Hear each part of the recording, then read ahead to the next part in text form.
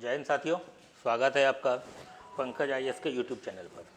अभी देखिए, हम लोग बीपीएससी टीचर की बात कर रहे हैं और आपने देखा होगा कि अभी बीपीएससी टीचर की जो बहाली है वो लगातार आ रही है और अब बीपीएससी ने चूँकि डेट फाइनल कर दिया है कि हर साल अगस्त में आपका एग्ज़ाम होगा।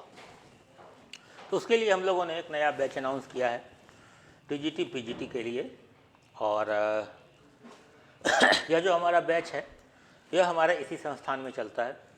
इसके लिए जो हमारा टारगेट है वह क्या है, बीपीएससी का पीजीटी प्लस टीजीटी। पीजीटी और टीजीटी दोनों के लिए हम लोग कर रहे हैं। यहाँ पर आपको हिस्ट्री भी मिलेगा, यहाँ पर आपको इकोनॉमी भी मिलेगा और यहाँ पर आपको पॉलिटिकल साइंस भी मिलेगा। इसके साथ साथ यहाँ पर आपको ज्योग्राफी भी मिलेगा और आपको हिंदी भी मिलेगा। इतने सारी चीज़ों के लिए हम लोगों ने यहाँ पर बैच शुरू किया है।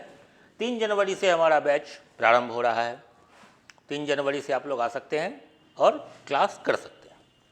अब देखिए, हमारा जो अप्रोच रहेगा वो आपकी पढ़ाई का किस तरीके से रहेगा, किस तरह से रहेगा। उससे पहले आप लोग ये जान लें कि जो बीपीएससी अभी टीचर का परीक्षा ले रहा है, जो एग्ज़ाम हो रहा है, तो आप लोगों ने अगर क्वेश्चन देखा होगा, आप लोग अगर टीचर के एस्पिरेंट हैं तो आपने अभी तक में 2 एग्ज़ाम हुए हैं और दोनों का क्वेश्चंस देखा होगा। तो आपने ये देखा होगा कि जो क्वेश्चन है वो अब सरफेस से नहीं आ रहा है। क्वेश्चन जो है अब बहुत ही एनालिटिकल आ रहा है। क्योंकि बीपीएससी परीक्षा ले रही है तो क्वेश्चन बिल्कुल एनालिटिकल आ रहा है और एनालिटिकल क्वेश्चन को सॉल्व करने का सबसे आसान तरीका होता है कि आप अपनी पढ़ाई पर फोकस करें, आप अपने टेक्स्ट बुक को फॉलो करें। अगर आप वन लाइनर क्वेश्चन की तरफ जाएंगे तो शायद अब बीपीएससी में आपका रिजल्ट होना मुश्किल हो जाएगा। तो आपको क्या करना है, आपको टेक्स्ट बुक पढ़ना है, आपको एनसीईआरटी पढ़नी है और बिटवीन द लाइन समझना है कि उसके कहने का अर्थ क्या है, तभी आपका रिजल्ट होगा। तो सबसे पहले बात करते हैं कि हमारा जो परीक्षा होता है टीचर का, उसमें किस तरह के सवाल आते हैं।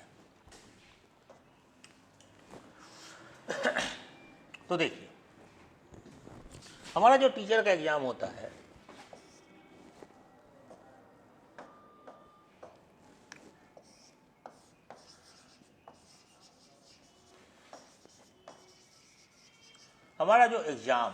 उसमें सवाल हमारे किस तरह के आते हैं। तो आपको पता होगा कि इसका 3 भाग है। जो एग्ज़ाम है, चाहे वो किसी भी 1 to 5 का हो, 6 to 8 का हो। अब चूँकि 1 to 5 में बीएड वाले जा नहीं सकते हैं, वहाँ पर सिर्फ और सिर्फ डीएलएड वाले ही अलाउड हैं। ठीक है, तो हमारा जो 6 to 8 का एग्ज़ाम है और या फिर 9 10th का है या फिर 11 12 का है, 3 ही एग्ज़ाम है। तो इसका जो एग्ज़ाम का पैटर्न है वो किस तरह का है। तो सबसे पहले जो पहला पार्ट आता है वो आता है लैंग्वेज का। लैंग्वेज मतलब भाषा का पहला पार्ट आता है। दूसरा पार्ट आता है सामान्य अध्ययन का।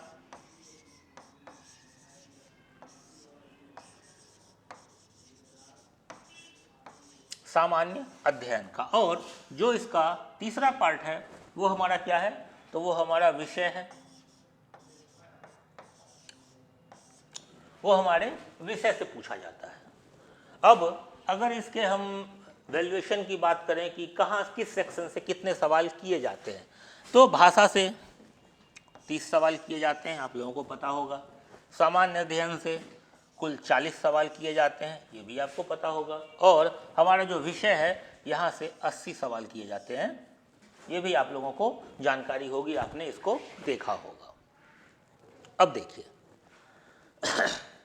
ये जो भाषा का सेक्शन है, जहाँ पर कि आप हिंदी, इंग्लिश, उर्दू, बंगाली, संस्कृत, इन सारे विषयों का चुनाव कर सकते हैं। तो यहाँ पर 30 में पास मार्क्स लाना होता है।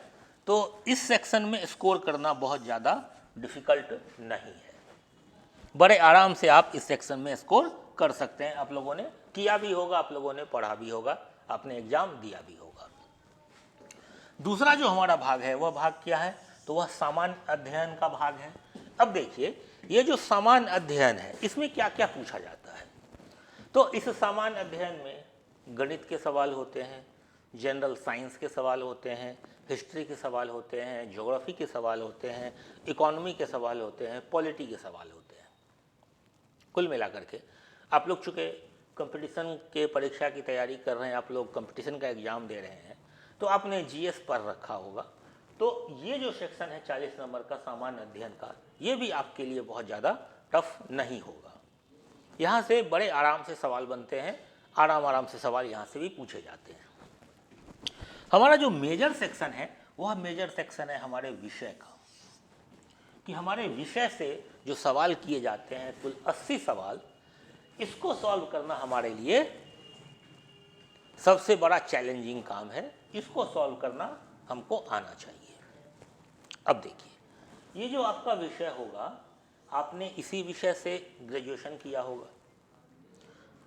फिर आपने इसी विषय से पीजी भी किया होगा, और आपने इस विषय की बड़े अच्छे से तैयारी कर रखी होगी। लेकिन फिर भी लोग जो है वो इस विषय में फंस जाते हैं, अपने सब्जेक्ट में ही फंस जाते हैं। अपने सब्जेक्ट में फंसने का कारण होता है, अमूमन जो बच्चा ग्रेजुएशन करता है या पीजी करता है, अमूमन सबकी वही कहानी होती है कि परीक्षा से पहले 10 क्वेश्चन 20 क्वेश्चन रट के जाते हैं और हम लोग एग्ज़ाम में लिख के आ जाते हैं। सबने यही किया होगा, आपने भी किया है, मैंने भी किया है। इवन जब मैं ग्रेजुएशन कर रहा था तो मुझे इतिहास की समझ नहीं थी कि इतिहास क्या होता है। तो आपका भी वही हाल होगा, आपने उसी तरह से कुछ पढ़ाई कर रखी होगी। 10% ऐसे बच्चे होंगे जिन्होंने सीरियस पढ़ाई की होगी, तो उनको विषय की कोई समस्या नहीं होगी। लेकिन 90% या फिर कह लीजिए कि मेजॉरिटी जो होगी वो ऐसे लोगों की होगी जिन्होंने ग्रेजुएशन में नहीं पढ़ाई की होगी। क्योंकि अमूमन हर विश्वविद्यालय की यही कहानी है कि बच्चे 10-20 क्वेश्चन रट के जाते हैं, बना के जाते हैं और एग्ज़ाम में लिख के आ जाते हैं। तो आपके साथ भी यही समस्या रही होगी।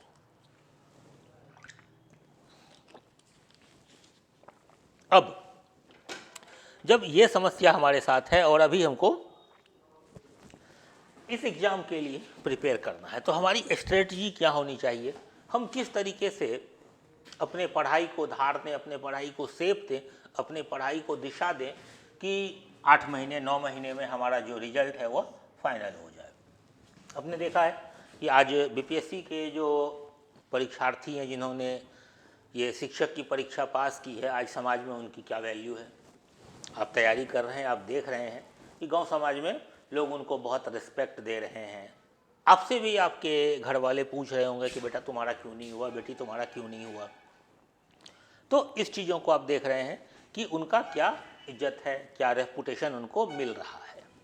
तो हमारे जो पढ़ाई की स्ट्रेटजी है वह कैसी होनी चाहिए, किस तरह से होनी चाहिए, जिससे कि हम इस एग्ज़ाम को आसानी से क्रैक कर लें। अब जो बीपीएससी का ट्वीट है या बीपीएससी का जो नोटिस है कि हर महीने हर साल अगस्त में बीपीएससी टीचर का एग्ज़ाम लेगी, तो अगर हम जनवरी से बात करें तो आपके पास कुल 7 महीने हैं। कुल 7 महीने हैं जहां हम बड़े आराम से, बड़े प्यार से, धीरे धीरे इसकी तैयारी कर सकते हैं और बड़े प्यार से रिजल्ट को ले सकते हैं। अब सवाल उठता है हमारी स्ट्रेटजी क्या होगी, हमारे अध्ययन का तरीका क्या होगा, हम किस तरीके से अपनी पढ़ाई को धार देंगे, अपनी पढ़ाई को आगे लेके जाएंगे। तो देखिए हमारे पास सेक्शन क्या क्या है। पहला सेक्शन है हिंदी का। मेजॉरिटी ऑफ पीपल जो होंगे, मैक्सिमम बच्चे हिंदी से होंगे, ठीक है। दूसरा हमारा पास जो सेक्शन है वो क्या है, वो सामान्य अध्ययन क्या है, ठीक है। और फिर जो तीसरा हमारे पास सेक्शन है वो सेक्शन क्या है, तो वह सेक्शन है विषय का। अब देखिए हिंदी में हमको कुछ खास मेहनत करनी नहीं है। आपने जो आज तक पढ़ रखा है, आपने मैट्रिक में पढ़ा है, इंटर में पढ़ा है, ग्रेजुएशन में पढ़ा है, तो हमको उसके पीछे बहुत ज़्यादा माथा नहीं लगाना है, बहुत ज़्यादा अपना सर नहीं खपाना है। संज्ञा, सर्वनाम, विशेषण, क्रिया, अव्यय सबको पता है, तो यहाँ पर बहुत ज़्यादा एफर्ट की आवश्यकता नहीं है। अब बात करते हैं सामान्य अध्ययन की। तो देखिए सामान्य अध्ययन में क्या है कि यहाँ पर जो जनरल चीज़ें हैं, इतिहास का भी जनरल चीज़, geography, polity, economy, general science, ये सारी चीज़ें यहाँ पर आती है। और आप अगर कंपटीशन की तैयारी कर रहे हैं तो हम ये मान के चलते हैं कि आपने जीएस में कुछ तो पढ़ रखा होगा, आपने किसी न किसी बुक को फॉलो ज़रूर किया होगा, और मैक्सिमम बच्चे लूसेंट पढ़ते हैं तो आपने भी उसको ज़रूर एक बार पढ़ा होगा, कम से कम एक बार। इतना तो हम मान के चल रहे हैं कि आपने एक बार उन चीज़ों का अध्ययन किया होगा।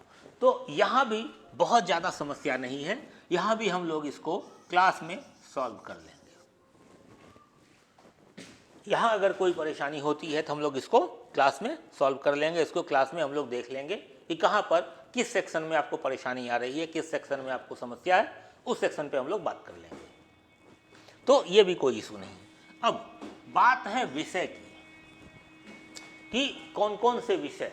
तो देखिए, हमारे पास जो विषय हैं वह विषय क्या है? हमारे पास इतिहास है, हमारे पास अर्थशास्त्र है, फिर हमारे पास हिंदी है, फिर हमारे पास पॉलिटिकल साइंस है, राजनीति विज्ञान है, और फिर हमारे पास भूगोल है। हम इतने सारे विषयों की आपको तैयारी करवाएंगे अपने संस्थान में। विषय में इतने सारे विषय हमारे पास हैं, इतने सारे विषय के फैकल्टी हमसे जुड़े हुए हैं, हमारे साथ हैं, आप आ सकते हैं, पढ़ सकते हैं। अब अगर हम बात करें इतिहास की कि हमको इतिहास को किस तरीके से पढ़ना है, सबसे पहली बात है कि यह जो इतिहास है या फिर आप किसी भी विषय की बात करें तो वह जो विषय है वह सिर्फ एक विषय नहीं है। मानविकी का कोई भी विषय सिर्फ विषय नहीं है, हमारे जीवन को दशा दिशा देने का वह क्षमता रखता है मानविकी का कोई भी विषय। इतिहास, इतिहास क्या है? क्या इतिहास तारीख है? क्या इतिहास सिर्फ डेट है? क्या इतिहास सिर्फ कोई इवेंट है जिसको हम पढ़ते हैं कि फलाने डेट में ये हुआ, इस डेट में वो हो गया, इस डेट में तराइन का युद्ध हुआ, इस डेट में वो युद्ध हो गया? क्या ये इतिहास है? नहीं, इतिहास ये नहीं है। और अगर आप इस तरह से इतिहास को पढ़ते हैं तो इतनी बात तो पक्की है कि आप इतिहास को नहीं समझ पाएंगे। और अगर आप इतिहास को नहीं समझ पा रहे हैं तो आप उस विषय के क्वेश्चन को सॉल्व नहीं कर पाएंगे। इतिहास क्या है? इतिहास एक लेसन है, इतिहास एक सबक है कि हमारे पूर्वजों ने जो किया, हमारे पूर्वजों के द्वारा जो किया गया है, उसका आज हमारे ऊपर किस तरह का असर हो रहा है, आज हम उससे किस तरह का सबक सीख रहे हैं, और हम जो कर रहे हैं आज, हमारा जो किया गया कृत्य है, उसका हमारे आने वाले पीढ़ी पर, हमारे आने वाले जनरेशन पे क्या असर होगा, ये इतिहास है। अगर आप इस मर्म को समझ पाते हैं, अगर आप इस तरीके से इतिहास को पढ़ पाते हैं तो फिर इतिहास आपको टफ नहीं लगेगा, इतिहास का एक भी सवाल आपसे नहीं छूटेगा। तो इतिहास को पढ़ना कैसे है, ये मेरा काम है आपको समझाना, ये आपको मैं समझाऊंगा। आपको क्या करना है, तो जो एनसीईआरटी की पुस्तक है, जो एनसीईआरटी की पुस्तक है, आपको उस पुस्तक को लेना है। और कहाँ से कहाँ तक लेना है, तो क्लास 6 टू क्लास 12 यहाँ तक इसको आपको पढ़ना है। पढ़ने का सेंस कि आपको सिर्फ रीडिंग देना है, आपको इसके एक एक लाइन को पढ़ते चले जाना है। बाकी इतिहास को कैसे समझना है, इतिहास से क्या सीखना है, इतिहास का सवाल किस तरीके से सॉल्व करना है वो हमारा काम है कि हम आपको वो चीज़ सिखा दें और आपको वो हम क्लासरूम में सिखा करके घर भेजेंगे। क्लासरूम में पढ़ाई गई कोई भी बात आप भूलेंगे नहीं। तो आपको ये करना है कि आपको एनसीईआरटी 6 to 12 जो है वो हर विषय की, सिर्फ इतिहास की नहीं, हर विषय की पुस्तक आपको पढ़नी है, आप जिस भी विषय के विद्यार्थी हों। मान लीजिए आप भूगोल के विद्यार्थी हैं और आपने ग्रेजुएशन में मेहनत की है, ठीक है, एक मिनट के लिए मान लेते हैं कि आपने ग्रेजुएशन में मेहनत करी है, आपने पीजी में भी मेहनत की है, लेकिन ग्रेजुएशन और पीजी में आपने क्या किया है कि आपने सब्जेक्टिव क्वेश्चन लिखे हैं। आपने जो क्वेश्चन लिखा है वो ऑब्जेक्टिव नहीं लिखा है, और यहाँ पर जो सवाल आते हैं वो किस तरह के सवाल आते हैं? ऑब्जेक्टिव सवाल। अब ऑब्जेक्टिव और सब्जेक्टिव में क्या अंतर होता है, इस चीज़ को बड़े प्यार से समझिएगा कि मान लीजिए किसी टॉपिक पर मुझे लिखना है, उस विषय के बारे में मुझे कुछ जानकारी नहीं हो, मुझे कुछ भी पता नहीं हो, फिर भी मैं उस पर 10 लाइन 20 लाइन लिख सकता हूँ। और अगर वह सवाल मान लेते हैं 20 नंबर का है और मैंने उस पर 10 लाइन 20 लाइन लिखा है, तो एग्जामिनर 5 नंबर तो मुझे दे ही देगा। मेरे 20 लाइन लिखने के एवज में 5 नंबर तो मुझे आ जाएगा। लेकिन ये जो ऑब्जेक्टिव सवाल है, यह सवाल 1 नंबर का है, और यहाँ पर सवाल क्या है? तो यस और नो। सवाल या तो यस होगा आंसर इसका, या फिर नो होगा। यस नो के सेंस में समझ लीजिए, 4 ऑप्शन होगा, 5 ऑप्शन होता है बीपीएससी में, तो उस 5 में से कोई एक ऑप्शन होगा या फिर मल्टीपल ऑप्शन होंगे। तो जो हमारा ऑप्शन होगा वो ABCDE में से कोई एक ही बनेगा। अगर ABC में से कोई एक हुआ तो ठीक, अगर उसमें से 2 है या तीनों है तो फिर D हो जाएगा, या फिर इनमें से कोई नहीं तो E हो जाएगा। लेकिन ऑप्शन क्या होगा? कोई एक। अब यहाँ पर कंडीशन ये है कि या तो हम इसके तरफ जाएंगे या हम इसके तरफ जाएंगे, और अगर गलत हुआ तो यहाँ पर हमको क्या मिलेगा? 0। यहाँ पर कुछ और मिलने का गुंजाइश नहीं है। तो ये अंतर होता है ऑब्जेक्टिव और सब्जेक्टिव में। तो ऑब्जेक्टिव जो एग्जाम होता है वो थोड़ा सा इस सेंस में टफ हो जाता है कि यहाँ पर आपको चीज़ों का प्रॉपर समझ होना चाहिए। प्रॉपर समझ कहने का मतलब है कि जब तक आपको विषय के बारे में पूरी समझ नहीं होगी, हो सकता है कोई कितना भी पढ़ा हो, उसने पूरा सिलेबस कवर किया है, लेकिन फिर भी 10 क्वेश्चन ऐसे होंगे जिसको देखने के बाद आपको लगेगा कि आपने इसके बारे में नहीं पढ़ा है, ये क्वेश्चन कहीं और से आ गए हैं, बहुत डीप पूछ लिया गया है या फिर किसी और चैप्टर से पूछ लिया गया है।